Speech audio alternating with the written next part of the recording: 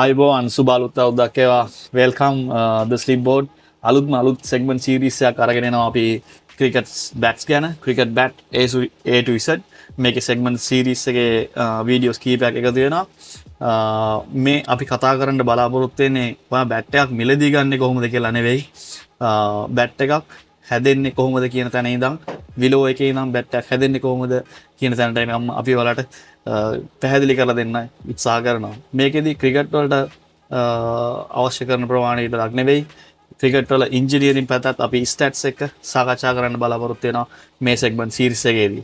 මේක වැදගත් වෙවි කියලා හිතනවා අපේ ක්‍රිකට් සෙල්ලම් කරන නංගිලා මල්ලාට ඒ වගේම අපි හිතනවා ක්‍රිකට් පිළිබඳව හොයා බලන පේරන්ට්ස්ලාට ඒ වගේම කෝචස්ලාට ක්‍රිකට් වල බැට්ස් හැදෙන්නේ කොහොමද විලෝ තෝරගන්නේ කොහොමද ඒ වගේ ඩීටේල් සීරීස් එකක් ඒ වගේ ෆිසිකල් සහ ඉන්ජිනියරින් කැරක්ටරිස්ටික්ස් ගැන අපි කතා කරන්න බලාපොරොත්තු වෙනවා. මේ සඳහා අපිට සාදර සමානුග්‍රහය ලබා දෙන්නේ සර්ජ් ක්‍රිකට් අපේම ආඩම්බරයක් bat maker කෙනෙක් මම හිතන්නේ one of the finest bat makers in WA even he could be one of the finest in Australia search cricket අපි ආඩම්බරයෙන් සාදරයෙන් පිළිගන්නවා අපි ගිහින් බලමු ඉයන්ව හම්බෙලා මේ ගැන කතා කරන්න. Hi. Yeah. How are Yeah. you doing? I'm Mahesh. Hi guys. How are you? I'm Ian.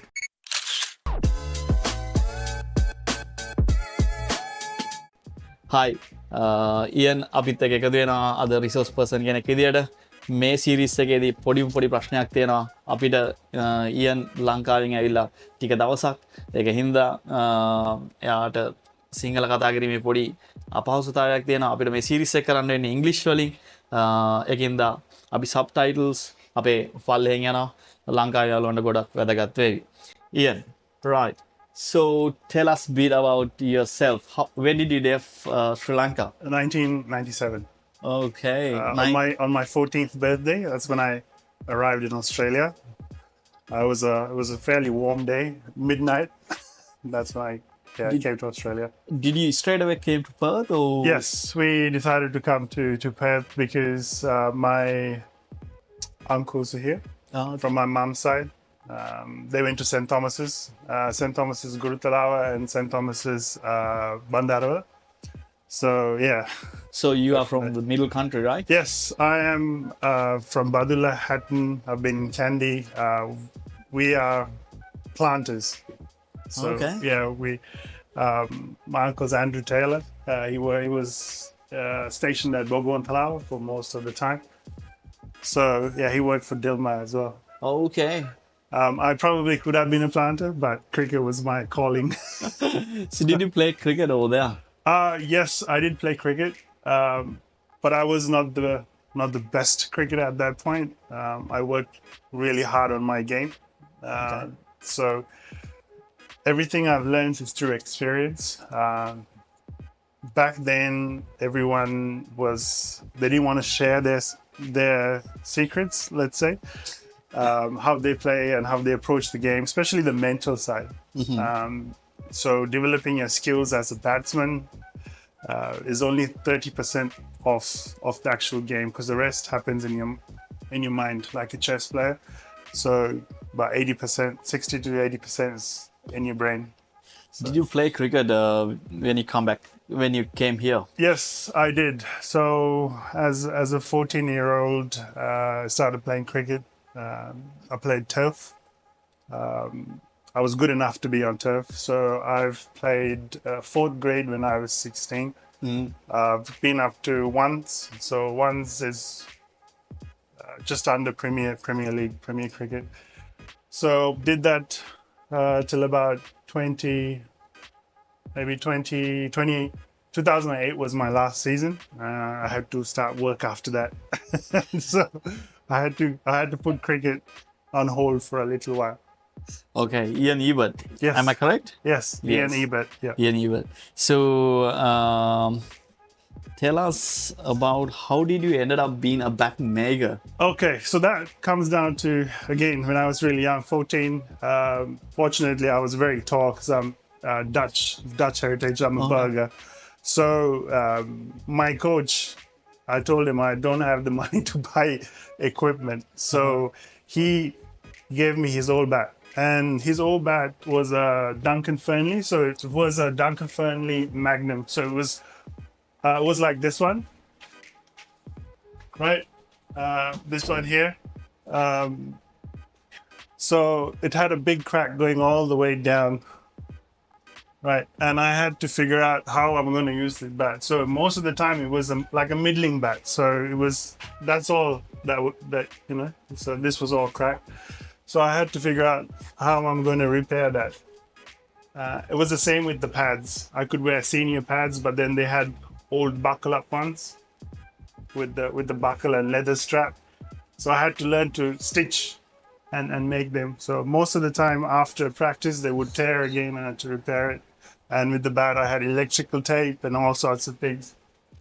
Yeah, I'm so proud of you, man. So from how you have come through, so how many years of experience as a bat maker? Well, yeah. So I was 16 years old when I first bought my first bat. Okay. I had $200. It was given to me as a gift from one of my dad's friends. He was also a burger from Badula. He's actually a priest. So we went to visit him in Melbourne, and I was telling him, and he gave me $200. So I was so happy. I'm gonna buy a cricket bat. That's what I'm gonna do. So I came. I went to Malaga. Malaga, they had a cricket and football shop. At that point, it was owned by Ryan Campbell, who used to play for Western Australia. Yeah. So I bought a bat from there. It was a county. It was very similar to this one. It was a big bat. It was 3 pounds at that time for a 16-year-old. That's all I could afford. I didn't care. It was heavy. I couldn't use it, but I wanted it. I bought it, and then I had to figure out how I'm going to reduce the weight on that bat so I can use it. So ideally for a 16-year-old, anywhere about 2.25, 2.6 is a good weight. 3 pounds definitely. No. Even for a senior player, I wouldn't recommend it. So the reason I went to his county was one of my uncles. He gave me one of his counties to use when he retired, and it was the same model as that one. Unfortunately, that I played it and I destroyed the bowling attacks to the point where the bat couldn't survive anymore. It just broke, and yeah, I had to retire it. So I had the love for counties. So yeah, I had to reduce the weight, Yeah. and that's when That is the past.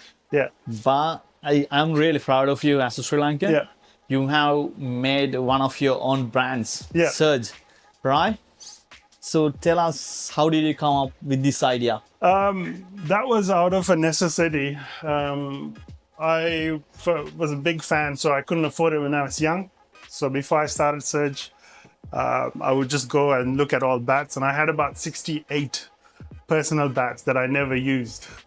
Right. So then I decided it's not sustainable. It's an addiction. So I had to find a way. So I just started moving those bats and some of my friends bought it. They're very happy with what they got. So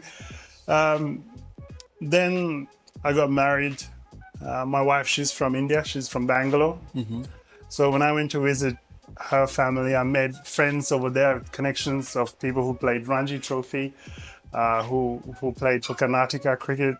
And through there, I met all the bat makers, been to most of the factories. I wouldn't say all because it's too many. Most of them, yeah. Most of them, been to the individual factories where not only just bats, but softs, bags, so just having that experience from what sort of materials are used, how it's made, how it's molded. And I was just hooked. And then it's another way for me to get more bats is to have a shop. And then I decided to add my own brand because value for money and performance was the whole point behind Surge Cricket. So for your everyday cricketers, making sure they had access to good willow that not just had a middle. So any bat will have a middle right there, right? That's dead center middle. but getting the middle, traveling up and down. So that's considered the toe, Yeah. right? So you won't get any ping down there. Yeah. But from here to just under the sticker line is what is considered a good bat. So that comes from pressing. It's 4 tons of pressure is put on the bat and has to go. It passed about 2 passes, and then they will test it. And if it's not enough, they'll run it again. Yeah. So if you don't know that sound and the feel, what you end up doing it is cracking it straight down the middle. Yeah. So that's a bit about that. Yeah, as I said, I'm really proud of you, man. Thank you. So, and also I'm really proud of you to have in our board to give some thoughts and ideas how to make bats and all about bats A to Z. So we'll be continuing the series as a documentary, as a knowledge sharing base wise, and we will share some of the experience that you have. So I'm really happy for you. Thank you. So I'm glad to be on this because it's something that has always bothered me that the younger cricketers coming up, the grassroots level is not getting the right information to help them, because sometimes the parents think that, oh, we'll get them the equipment for a birthday, or then they just go buy it, but it doesn't suit the player. The way they bat, it'd be too heavy or too light, too long, too short. So yeah, just being able to guide them in that right direction to elevate their game and so that they'll have a continuous growth of their passion.